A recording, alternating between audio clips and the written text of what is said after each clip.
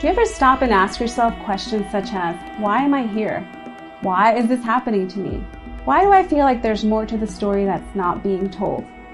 Welcome to the Wine and Spirits Portalcast, a gateway to go beyond the story and transcend your wines into spirits. I'm your host, Salwa, and I only talk when I've walked the walk. And because I don't have all the answers, you better believe there will be spirits. Hi guys, welcome to the very first ever episode of the Wine and Spirits Portalcast. Oh my gosh, seeing that was... Can I just tell you, before I hit record on my phone, I had this physical reaction that I've never experienced before. And no, it's not nerves. I know some of you watching on YouTube or listening are like, oh, she's just nervous. No, listen, I speak on stages. I've been on live television. I lead my dance activations. I am not a stranger to having to get up in front of people and talk or be in a spotlight. It's not that. It's that I was gifted the feeling of the magnitude of this Portalcast, where it's going. Not so much where it is right now. I mean, this is my first episode. I'm going to keep it really real with myself.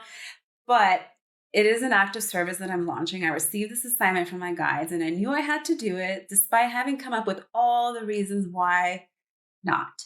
Because isn't that always easier? I'm like, I don't think I have time. This is just going to cost money. Do people want to hear what I have to say? Blah, blah, blah, blah. You know, the resistance training is real.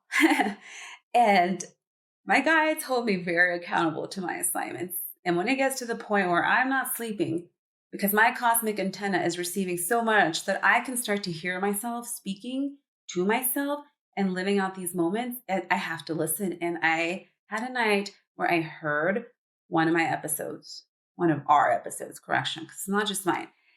And I heard it, and I was hearing myself speak, and I was like, wow, she really knows what she's saying. God, I can't wait to get to her realm and understand this wisdom for myself. And then I realized that was me in a different realm, guiding myself through this project. So I was able to take that. It's not even a dream. Let's face it, a lot of us aren't dreaming anymore. We get to work at night. I was able to take this experience and remove myself from the equation, knowing that I am simply this antenna planted on Earth for me in different realms and other beings that have information and sacred messages to share with humanity to utilize. Who am I to be in the way of this cosmic antenna life I chose? Okay, come on. So after that night, I realized, you know what? Let's get this show on the road. Let's build this home studio. Let's keep it simple, but I'm not simple. If you know me, I put the extra and extraterrestrial, okay? I need a portal. If you can see in the video, this portal, this was painted for this set by my amazing friend, Sarah Rowan, who lives in Australia, across the world. I'm like, Sarah, I need a portal, and I know you're the one to build it because we have had prophetic, artistic experiences together. So I know I can send it from here to here, and she's going to, here's the portal. I'll put all her information in the captions, by the way, because you might need some art from her. She gets it. She sees it. And I need my kitty lamp, and I need all these things. And then my guides are like, okay, are you done with the human stuff and ready to get to the work? No, one more thing. I need green, I don't know if you can see that. That was the last edition. I somehow managed to take 2 hours working on that. Then my guides are like, now are you ready? I'm like, yes, I'm ready. Let's go. So here we are. A little bit of backstory on how today started too, because you guys have to know this. I would be doing you a disservice if I didn't share this with you. This is a common theme. When I am going to show up for any energy activation, circles, when I host my Divine Sweat dance activations, you name it, I get what I call my collective energy purging cold. And that's to the point where I no longer question it. I know it's part of this energy work I chose. I wish that there was a better way to move this energy, but for now, this is where my guides have me. And I woke up this morning on the day that I'm going to ambitiously shoot at least 2 episodes. And the first, which is like a big deal to me, right? And I have this cold and I can't talk. My voice isn't there. It's like raspy. It sounds like I just got out of like the bar at 3 a.m. Not that I know what that's like, but I'm like, why today? And why? And then I'm like, oh, I'm asking a lot of why questions, right? This is great. I'm sure I can take this to the show. And my guides reminded me, they've already explained this to me when I do divine sweat dance activations and I have the collective cold, I've been able to see in the codes, right? And if you're watching on video, you'll see my hands do this kind of stuff all the time because I can't help it. It's a force bigger than me. I'm trying to show you what I see and it's hard, but they showed me there's so many different ways for souls to purge energy. And as we know, we're aware of like laughter, we're aware of crying. Colds are also what's up. And they invited me. I had an ambitious start time. I'm going to start recording at noon, but I couldn't stop sneezing. My sinuses were crazy. And I just, I'm attached to my like toilet paper. I wish I had a classy box of tissues with me, but no, it's to the point where like I have 3 kids. Okay. Boxes of tissues don't last around here. For some reason, they really love them. So toilet paper at my nose, trying to get my ceremonial sacred space going so I can help activate humanity. And instead I'm sitting there asking my guides, why? Why can't I talk? Why can't I stop with the drainage? Why now? This is not what I was planning to talk about today at all. And it's not going to be the bulk of the episode, and they showed me the energetic purge in the collective. And they gave me the invitation to lean into it. So I'm like, okay, what does it look like to lean into it? Because I have to record all this stuff. Like I'm running out of time. What it looks like is you sit with that and you think in your own personal life, what can be purged? And then you also volunteer your vessel to purge it for others. And we've done it when I prepare for Divine Sweat, but I did not see it coming for the Portalcast. And it seems that if I didn't agree to go through that energetic purging, I wasn't going to get my voice. I had no voice. And I wish I could tell you like, this is for dramatic effect and I orchestrated it, but I'm just really not that creative. This is like real life. So I got it back.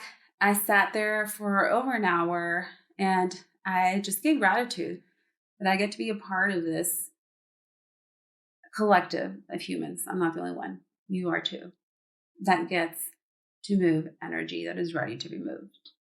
And last little point on this, let this be your invitation that if you have a physical illness or something that makes its way to you, invite your team in to show you a little bit of the bigger why. There is always a bigger why. Our vessels are working for us, not against us.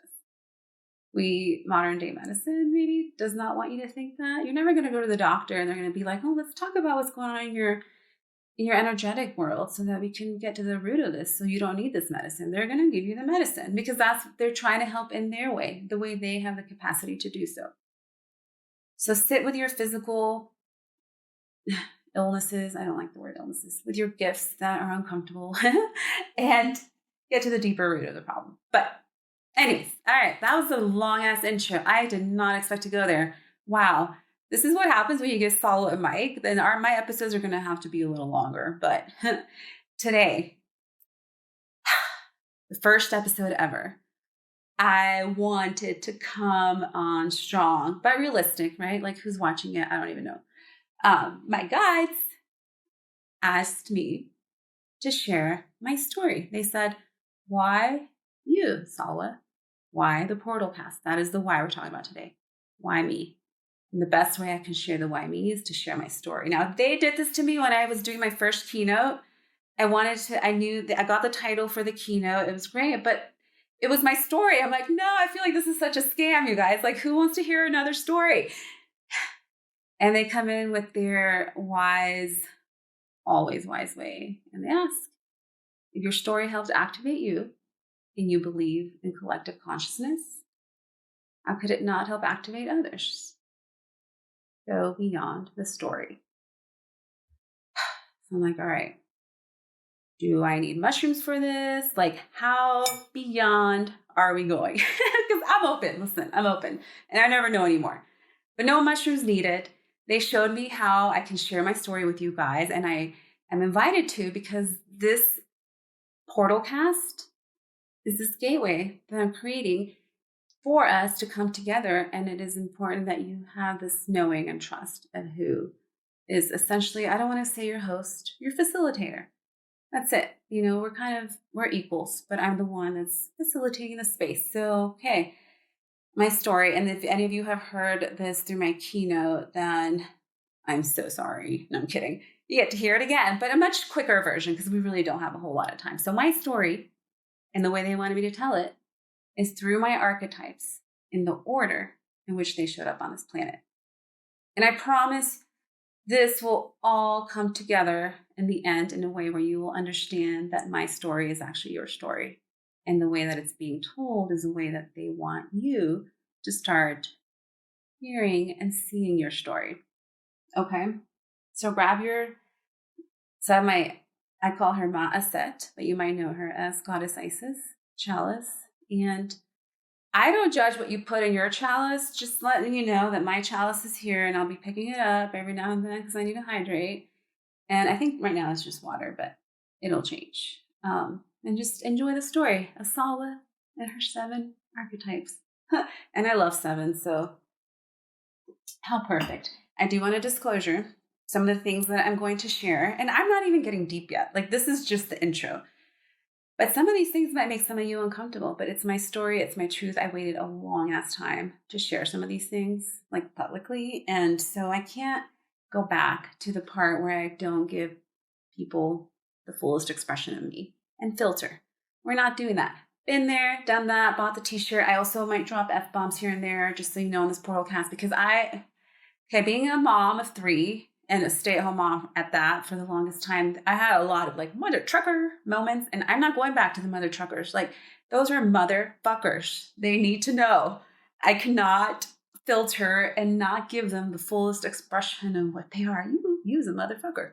So, all of that. Anyways, story time. And as I'm telling it to you, please keep your heart open. Receive where you can receive, what resonates, and the rest just, put it aside. That is how we really serve each other, by holding space for our truths, our stories, while knowing that maybe some of it we can't relate. We all carry different codes in our DNA. So there is just no way that everybody's story is going to be received the same. But what is true is that our codes all activate as a collective. So hold space, listen, and I'm gonna try to get through this a little faster. Okay. Salwa archetype number 1, miracle birth Salwa. When I was born, I was also supposed to die. Yep, that is true. I had underdeveloped lungs, which nobody knew were underdeveloped till I guess I came out. They're like, oh shit, not our time. I'm like, well, actually it is my time, bitches, but I have a different way to enter into this planet than you thought. So miracle birth Salwa came out. My mother did not get to meet me for 10 days. Instead, I got to go off on this ambulance ride, and I was taken care of in an ICU unit and by nuns. Traumatic birth, some might think. I'm like, wow, VIP car ride to my first spiritual retreat at birth? Fuck yeah, that's so fierce. For 10 days, I was baptized. I don't even know what else. The nun's job was to prepare me for death. Which I guess from a 3D standpoint, like, that's really sad. From like a higher, it's like, wow, I wonder what mystical baby experiences I got. That's miracle birth Salwa. At 10 days old, got to meet my mom, got to go home and, live. My poor mom definitely. By the way, if you're watching on video, I'm sorry, my shawl keeps falling. And this is not a peep show. I mean, this is like a little crop top, so it counts, right? But I have to bring awareness to the fact that I know what's happening here, and I'm okay with it. So this fear of losing me definitely carried on with my mom. It carried on my whole childhood. It still carries on. She's still afraid of me dying. But this is a picture I'm going to show you guys. I think this is one episode where if you're a podcast listener, I encourage you to go on YouTube because it's going to be very, very picture heavy. There's just too many pictures. They're part of the story. They enhance the story. Like, you can't not. So this was me as a kid. My mom wouldn't even let go of me for a picture. She didn't want me to smile at photographers. Don't smile at photographers. You're cute. They'll kidnap you. Like, she literally had this fear of losing me. And so I played the part. I'm like, all right, I ain't smiling at nobody. I ain't getting kidnapped. Not here, not today. Archetype number 2, one of my favorites, Christ Sala. So ever since I can remember, ever since, I don't even know, I think I was still in a crib because I had visions while I was in my crib. I used to get visitations, if you want to call them that, from this light being, this beautiful, beautiful light being named Yeshua. And we would talk, and our conversations were not conversations. I mean, I was a baby. It was a telepathic communication, and it was this understanding, and it was this constant influx, afflux of love and time-space travel that I cannot really put to words. And I didn't need to, because that's what I knew as my normal. I had my best friend, holographic being named Yeshua. From before I could walk, I can literally close my eyes and envision the moment that I was in that crib the first time I saw him, and it carried on. And I thought everybody was seeing Yeshua. And it wasn't until I started Catholic school and the nuns were teaching about this Jesus man. I'm like, oh my God, my Yeshua is this Jesus man. No way. They're never going to believe this. And I didn't tell them because in my mind, I'm like, we're being taught that like he's up here on this kingdom chair and we're down here. And because of us, he's like on this cross having a really rough day. Like we fucking suck.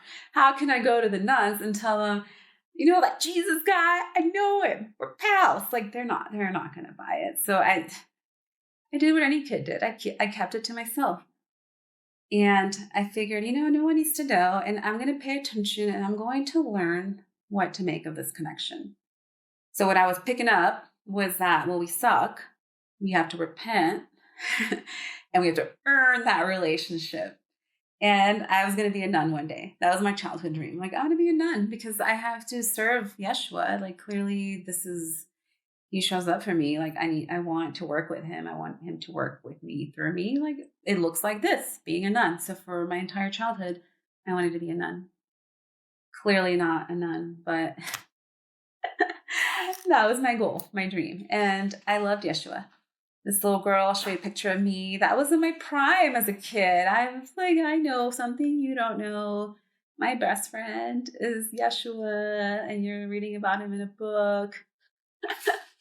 Anyways, it's really not that funny. I actually felt in my heart that he was visiting a lot of people, and just a lot of people weren't attuned to receiving the visitation and the energy of it, and that's okay.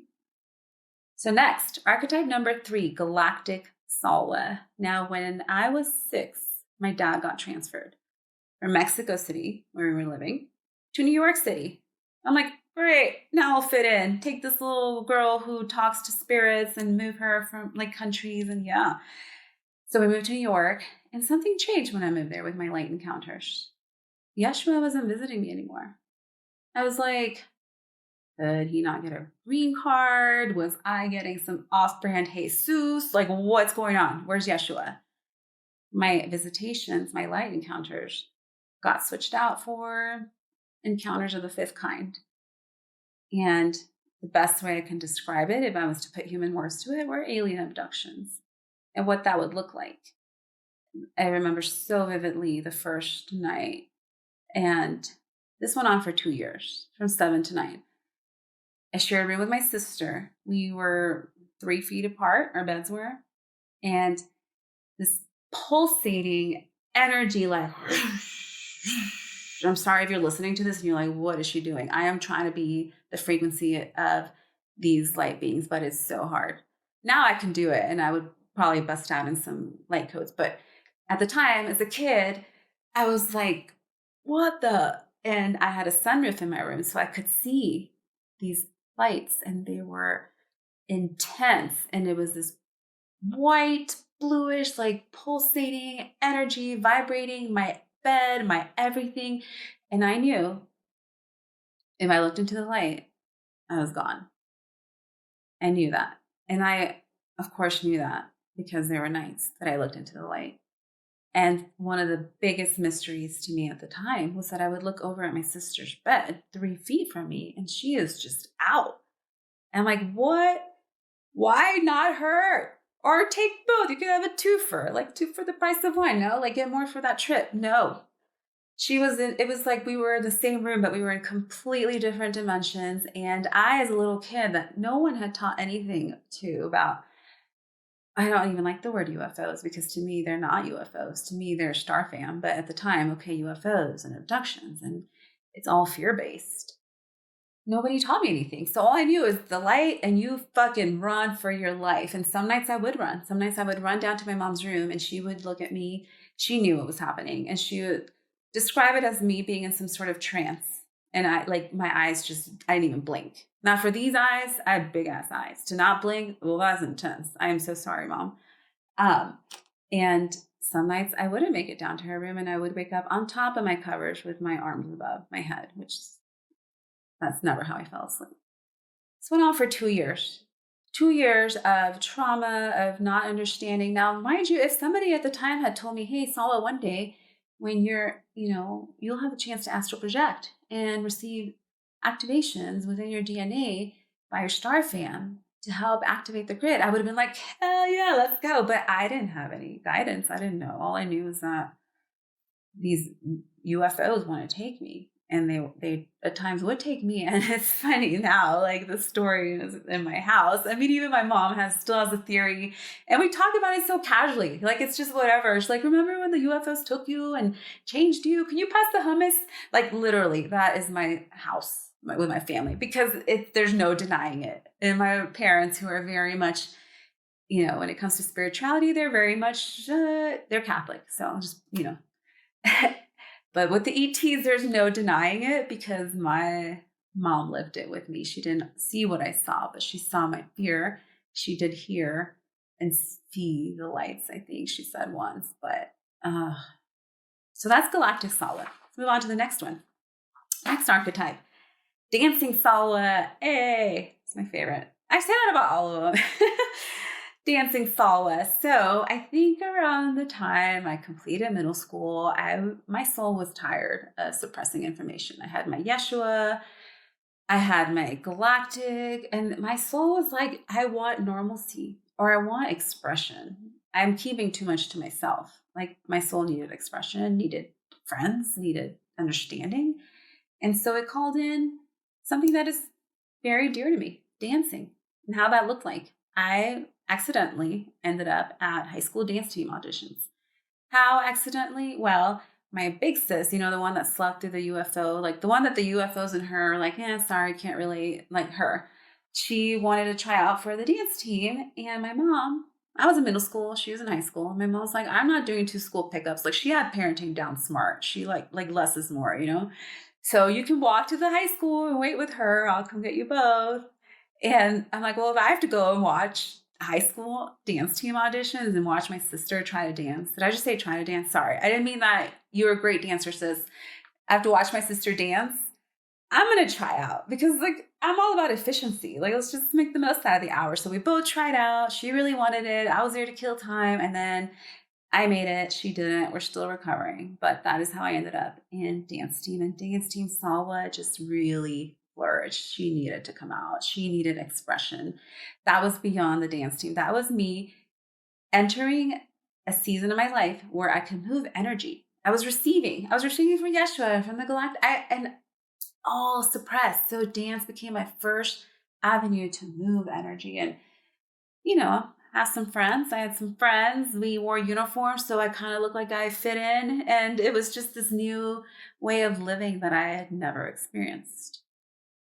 So I loved it. But with all good things come bad. And around senior year in high school, I became captain of my dance team and I felt this pressure and I was so scared to lose the thing that was helping me feel like part of a team and confident, or so I thought. And then I got an eating disorder. And I remember vividly the lowest of the low with that. I was at a Christmas party with my family and there was all this food and I was so hungry, and I went to the bathroom and locked myself in the bathroom to cry on the floor because I was so hungry and there's all this food there and I couldn't get myself permission to eat any of it because I felt this pressure to hold on so tightly to this form of expression and being that was giving me this gateway to normalcy and confidence. And I was like, I can't mess this up. So then my teams got to work and they started calling in the next archetype because they knew The eating disorder Sawa cannot stay there. This is not sustainable. So in comes the next archetype, soulmate Sawa. Now, my definition of a soulmate, let me just tell you, it's not the Ken to your Barbie. It is somebody that your soul calls in because you have a mission to accomplish together. Now, the mission doesn't mean happily ever after forever. The mission can mean like next level learning, some sort of healing, some sort of activating. We are here on missions. And so a soulmate is someone you have a mission with. So my soulmate came in. I got set up on this blind date. Soulmate number one. There's this dance going on at school, and my friend, she's like, I have a ticket. Do you want it? Now, 17-year-old, eating disorder, Sawa. You better believe she didn't talk to boys. Like she talked to spirits. Like kids, And now you add a wiener to them. Like I'm definitely not talking to them.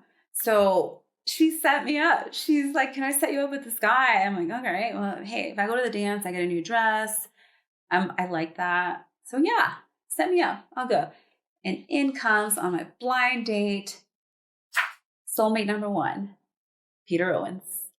Now, Peter Owens, exactly how the name sounds, right? I mean, you know what you're getting with a Peter Owens. You're not going to get the guy that's like one day going to be on spiritual retreats in Bali. It's going to be like at Paris cafes. Like you're going to get like crock wearing, football loving. Like I got exactly what I knew what I was getting. And came Peter, and that to me was very healing. It was healing. I was going on dates. I wanted the boy to like me, so I couldn't be like, oh, I can't eat that. I can't eat that. Like I wasn't going to be that weird anorexic girl. So it really became very healing to me to date, to go to the dances with a date, and to sit down and have a meal. And I would say that my guy sent that soulmate at the perfect time for a reason. No regrets. Now we graduated high school, went to college, all the things. And, I knew towards the end of college that I wanted to be a fashion designer. I knew. I was like, I need to be a fashion designer. But I graduated, I got my degree. My dad's like, you should, get like a real job. I'm like, all right, I'll get a real job. I won't go to school right now for fashion design. I'll get a real job. I got a real job. Then I was going to move to New York. I was like, fuck it with the real job. This was 7 months after graduating college. Like I was sketching designs, hiding them from my boss. I was living this life, when you look at it from the outside in and you're like, this is not my life. I'm going to go to fashion design school. I'm going to apply at Parsons. I've been dating Peter for almost like 5.5 years. He's not proposing. I'm not tied here. I'm going to Parsons. I applied. I got in. That was my plan. And then my ex-father-in-law got involved, bless his heart, talked to Peter, was like, you're just going to let Sawa go to New York? And then he got his first job in California. Like, how is that going to work? Like, shit or get off the pot type of thing. And so we got engaged. And, I think that both him and I, we were very committed to doing the right thing. I have no regrets for anything. We were committed to see things through in the right way. We got married. I put off my dream of moving to New York to be a fashion designer. I was like, hey, I'll go to school in Cali. We're in California. There's schools there. I applied to FITM. I got in. And yay. So I'm like, okay, I'm one step closer. I'm a wife now. But I also can go to FITM. I'll graduate. I'll land that dream fashion designer job. It's going to be great. It's going to be so good. But then in comes the next archetype. Archetype number 6, Mother Sawa. Now 1 year into FITM. I'm about to graduate, like so much closer. Keep in mind, at this point, I have an international business degree. I went and got a job, a real, quote unquote, real job to make everybody proud. I'm like, no, fuck this. This is not it. Then I applied for fashion school. Then I got engaged and I'm like, all right, let me do this right thing. So all of these little, you could call like humps on the road to getting to what was ultimately my dream kept showing up. But I'm like, I am a year in fashion school. I have 3 months left. I'm about to graduate. Yes. And then Peter and I went to Hawaii for our 1 year anniversary. We thought we'd celebrate. I don't know what we were celebrating exactly, but we were celebrating. And I remember vividly getting on the shuttle out of the airport, and the Hawaiian driver looks at us and he's like, oh, newlyweds, huh? Be careful. Hawaii is very fertile, spiritual. People get pregnant. And like, that nervous laughter that you do when you're like, like, is he for real right now? because I heard this thing in his tone that to this day, I'm like, he like knew stuff. But anyways, we got home. We're like, we're not getting pregnant. We're actively trying not to. Get home. I find out I am and finish school. But, instead of creating this dream portfolio to go get my dream job in LA, I was creating a baby registry.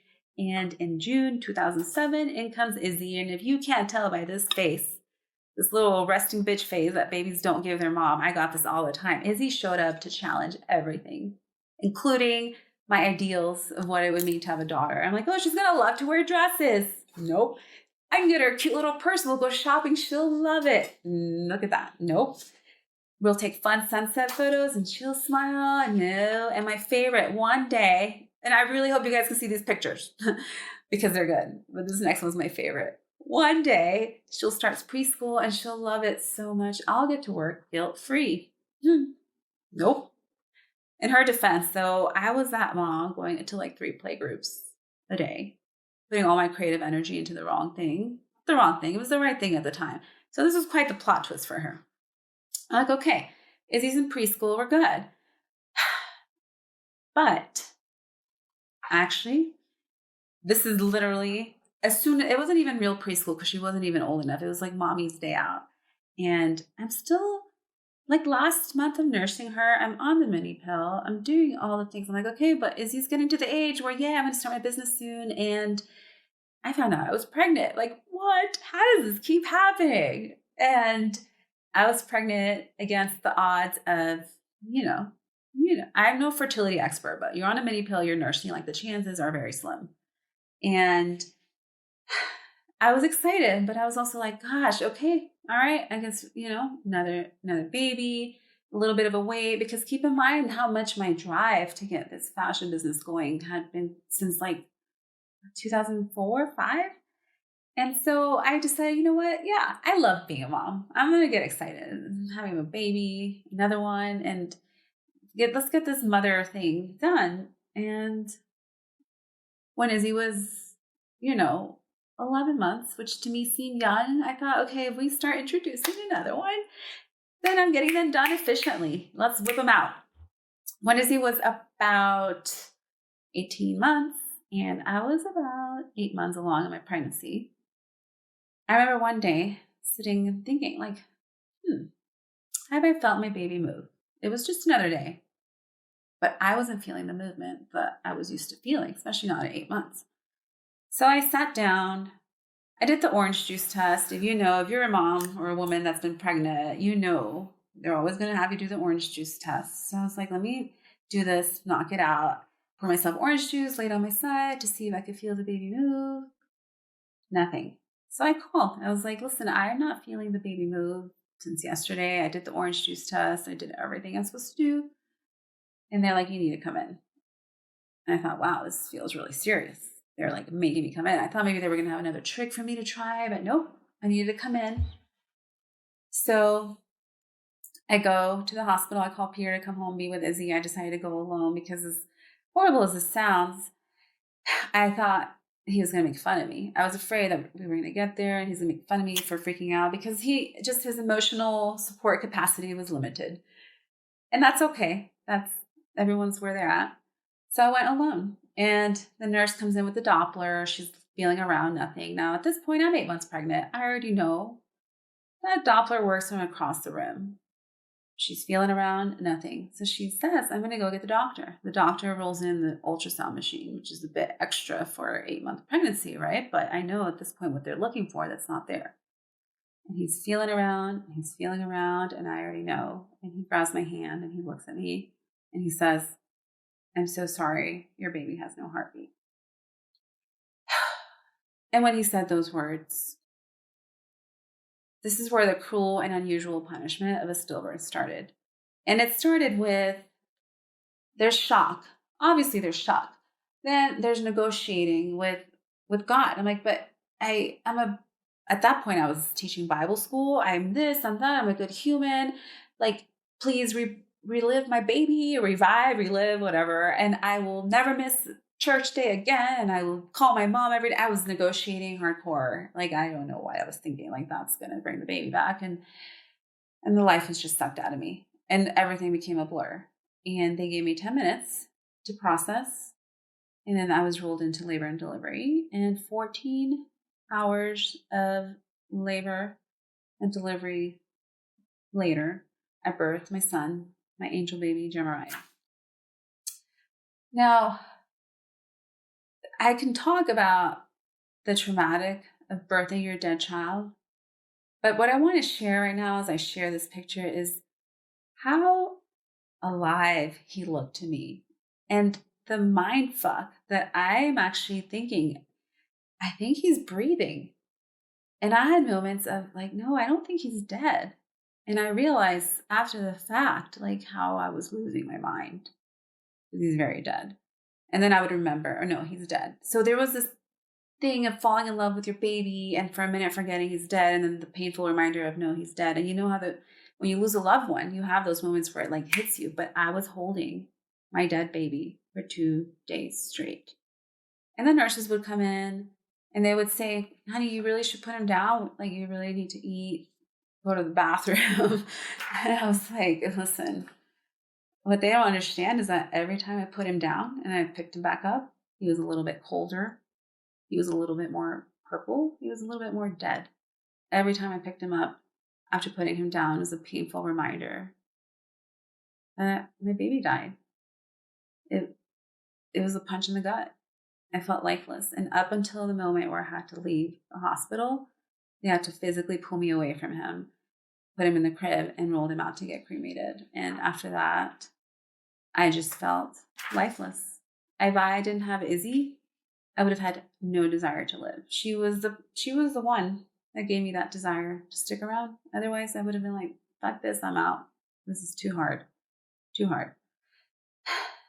So I knew back then I wanted to get pregnant again, as many women that suffer loss want to. It's, that you're not replacing the child, but your arms physically ache to hold a baby. And my arms were aching. My boobs were aching. My milk came in. I was bleeding my uterus for 6 weeks. I mean, I had physical reminders at the wazoo on top of the emotional pain. And I knew I wanted to get pregnant again, but I knew in the back of my mind, and at the time, I wasn't receiving downloads like I do now, but I would pray, and I knew I was asking for something that was going to require me to transcend this loss. And that was going to look like me starting a support group, which I started, called Mommies of Angels. And this was for women who had similar stillbirths or lost babies, neonatal deaths. And we were just broken. And this was my first lesson. I will forever be grateful for my son, Jeremiah, of me stepping up into healing work. And at the time, I would have thought, okay, who am I to be leading this group, right? Who am I to facilitate this healing for women group? This is 2009. I'm a mess. I think this needs to be somebody that's like a guru that has it all figured out. And what that little soul gifted me was the knowing that you step up to do healing work, not because you have it all figured out, but despite of not. And being broken gifted me the gift of knowing that to help others heal, that is what you need. To know what it's like to be broken and pick up the fragments of yourself back together. So me and my brokenness stepped up to serve and started Mommies of Angels. And I breathed life back into these women and they breathed it right back to me. And by Izzy's second birthday, I was back to life. I had my little locket that I wore around my neck with my son's pictures. And I was able to get myself up and out. And I was blessed with my pregnancy of my next. And in June 2000, oh my God, I'm so bad at years, you guys. June 2010, and comes Jacob. And what a healing birth that was. He was just this big, happy, smiling baby. And I was like, oh, I did the work. I earned this. And he really just brought so much life back to me. And he's a big baby too. So then, okay, I have two. Izzy liked him too, but they were a handful together. I'm like, all right. I gave myself permission to say, I am ready to revisit thoughts about having this business.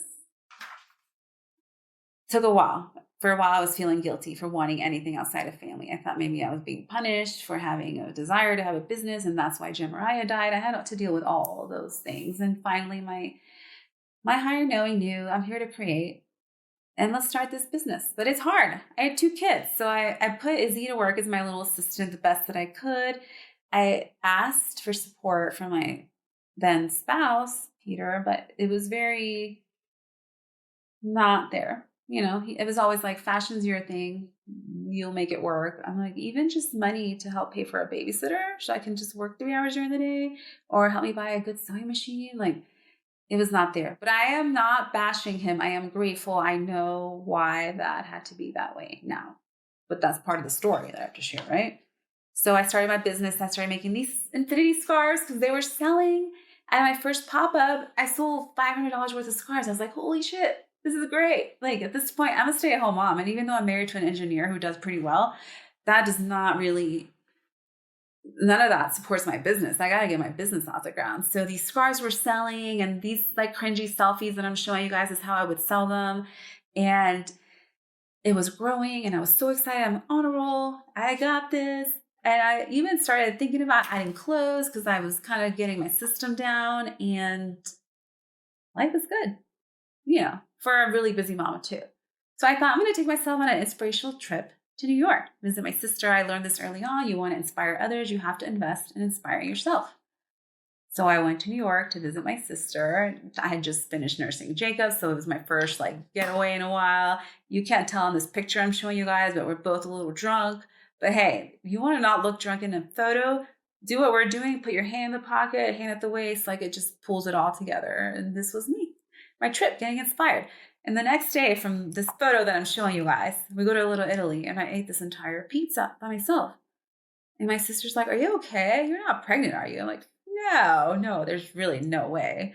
And I found out I was when I got home. And in March, in comes Thomas. Now, I was extra surprised with this one. I thought you had to have sex to have a baby. I'm like, how is this possible? Like, the Immaculate Conception? Is this my reunion with Yeshua? I'm birthing him? Like, how did this one happen? And when Thomas showed up, I knew we had this energetic agreement. I knew it was Jemariah. And he looked around the room and he didn't cry. And I just looked at him like, I know these people are annoying, right? It was just like, he just had this knowing that he had been waiting to re-enter this vessel.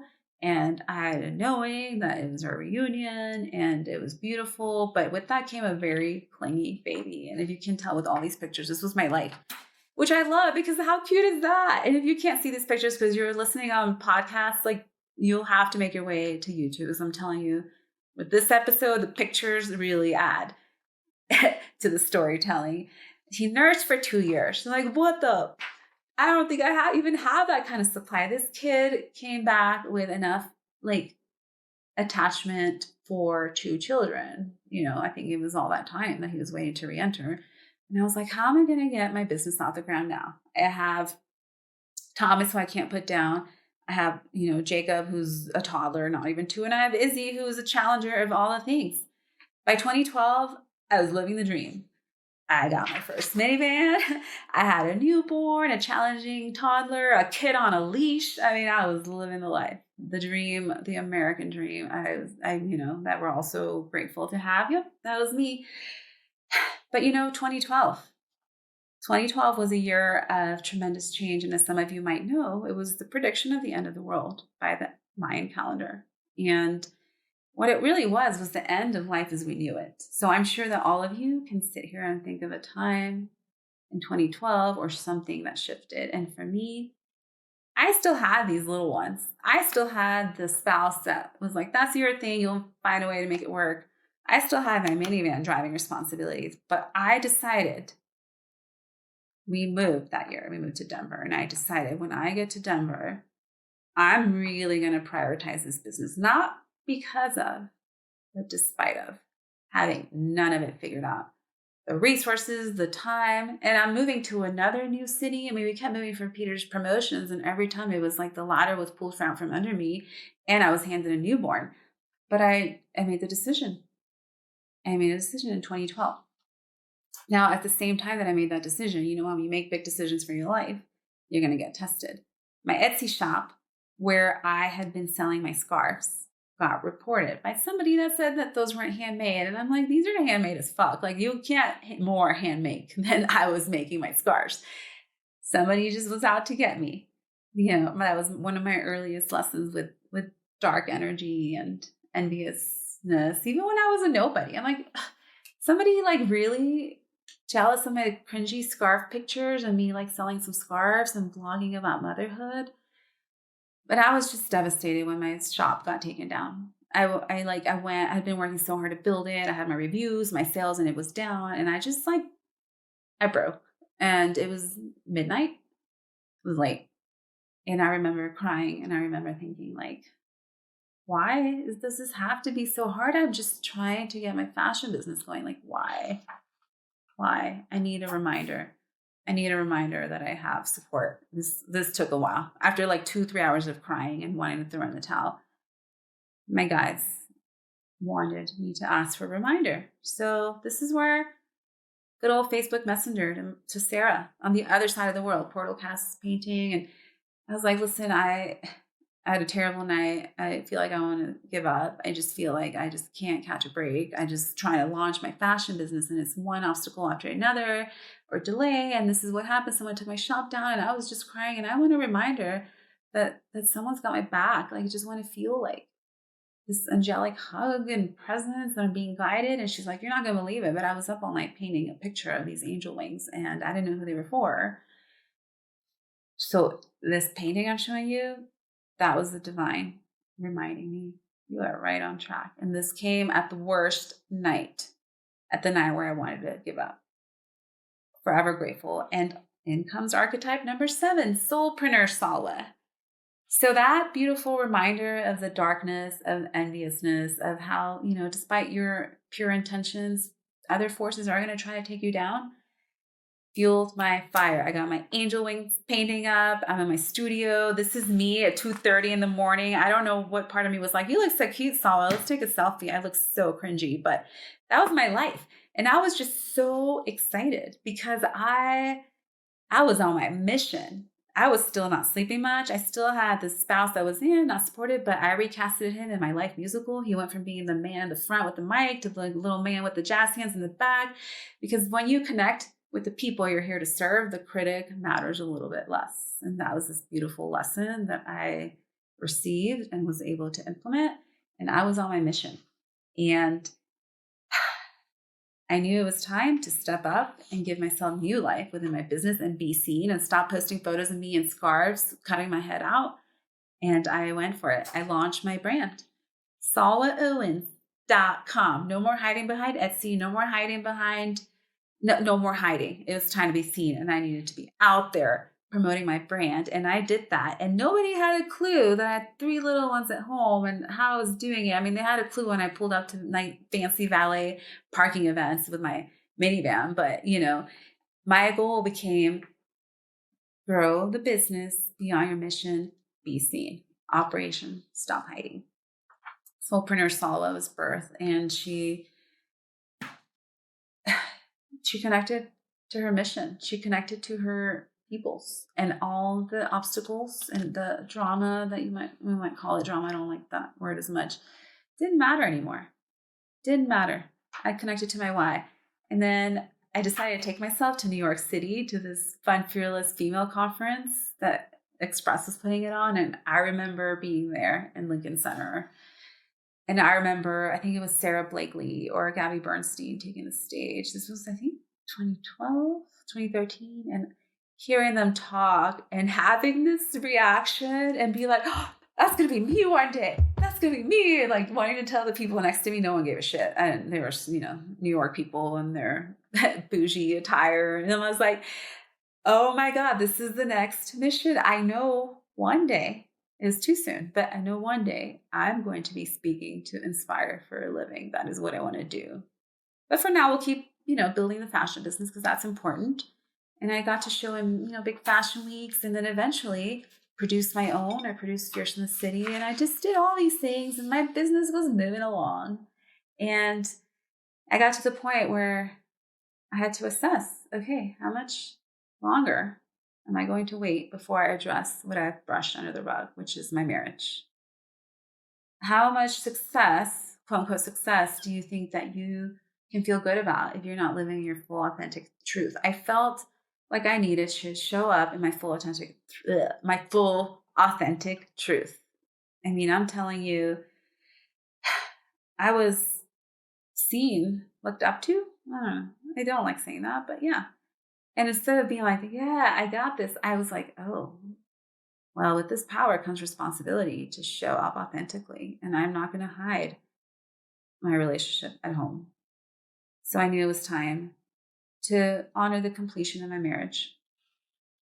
And I did. I filed for a divorce, and in came in 3 years of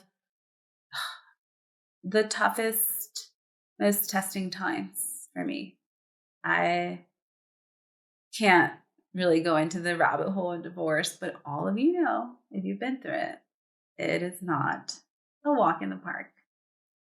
And it was until my first time at that courtroom, we were there for temporary orders hearing, and I felt attacked, mocked, scrutinized, misunderstood, all the things, and I felt broken. All the things that I poured my heart and soul into, including motherhood, were being twisted and used against me.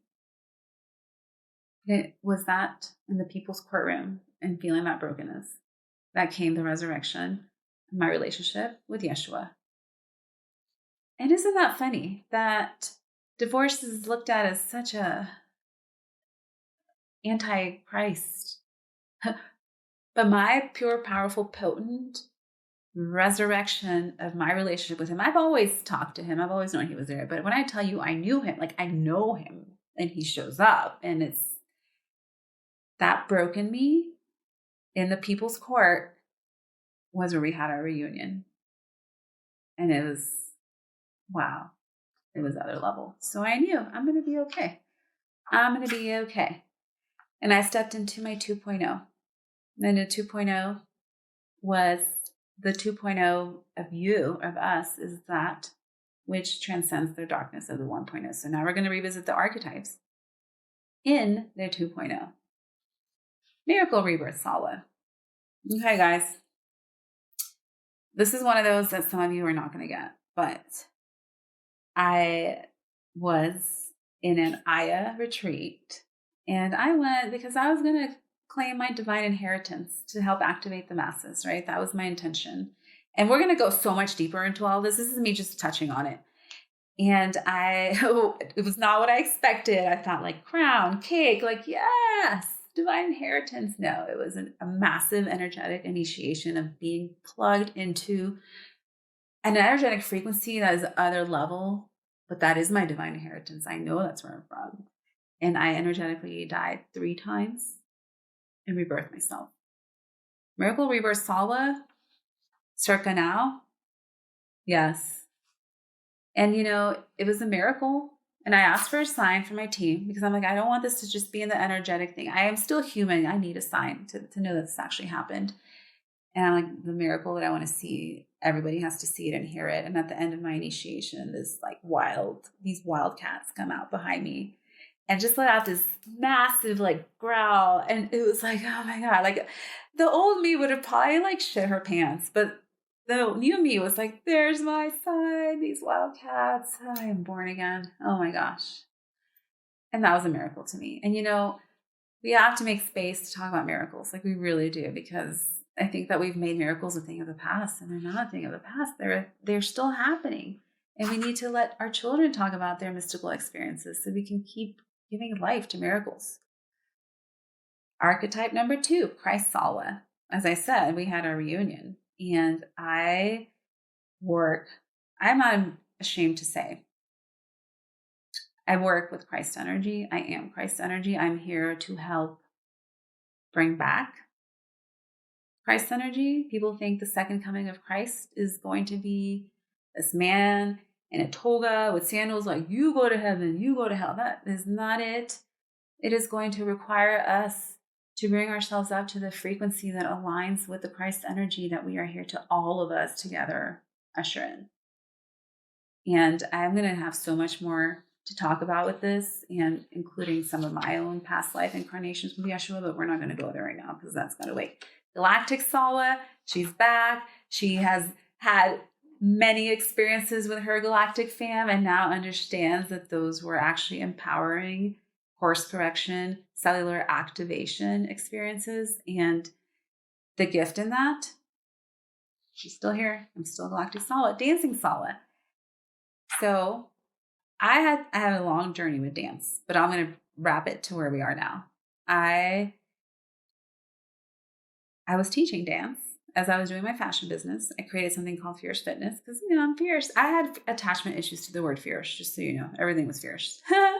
And it wasn't until like a year ago, my guides were starting to give me an assignment for a different kind of dance. They're like, it's time to evolve and level up your dance offerings. And I'm like, all right, what does that look like? And is it going to look like I failed if I stop doing that one? Because I haven't even been doing it long enough. Like, we're already like upgrading it, really?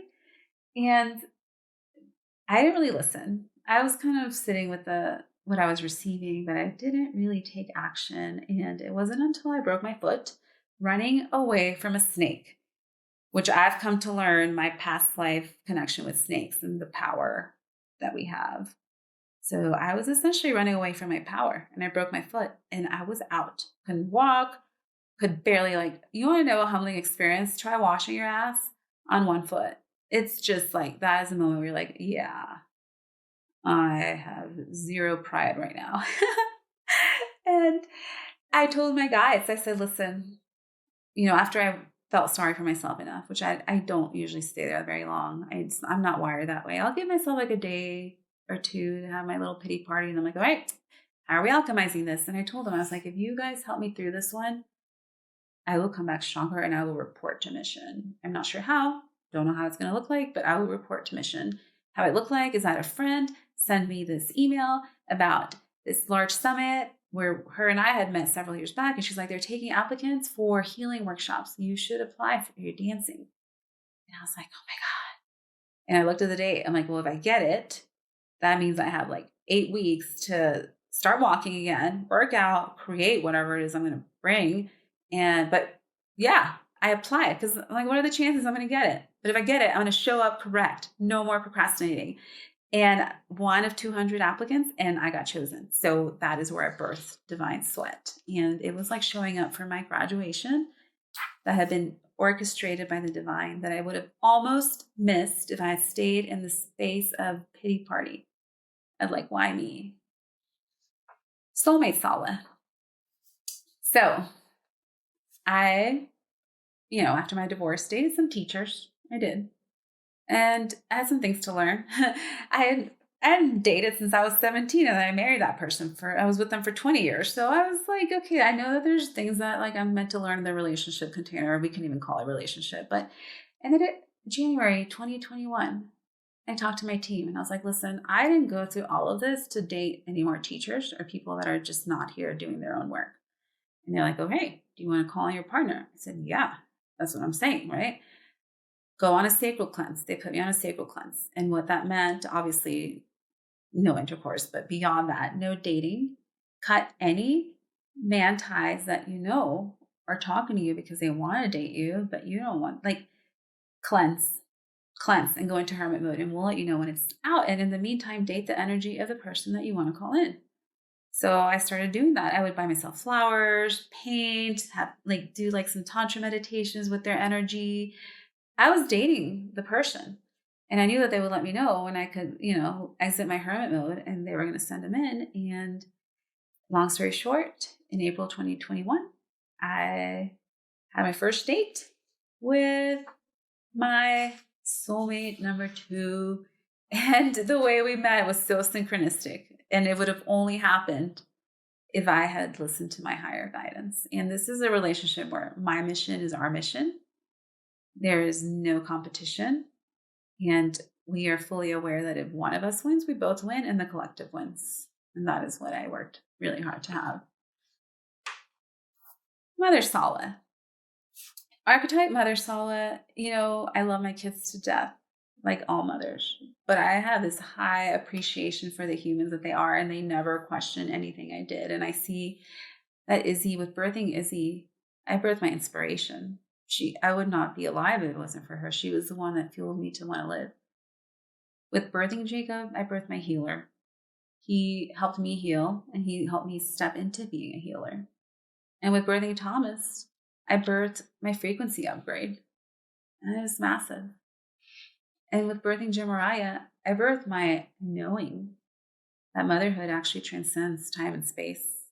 So was he in the human vessel the whole time? Maybe not.